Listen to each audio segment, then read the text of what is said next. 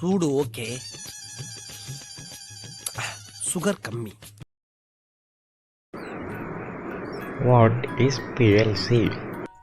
PLC is a solid-state control device or computerized industrial controller that performs discrete or sequential logics in automation industry.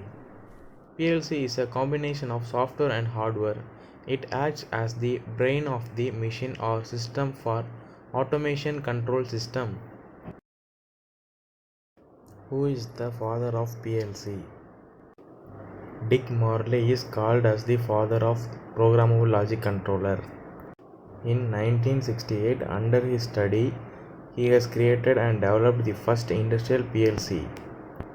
The first Modicon PLC built for General Motors.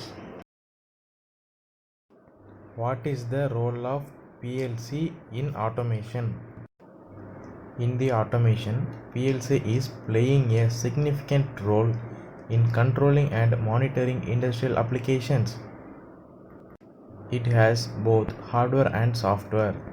This controller device can be executed or operated by automatically and manually.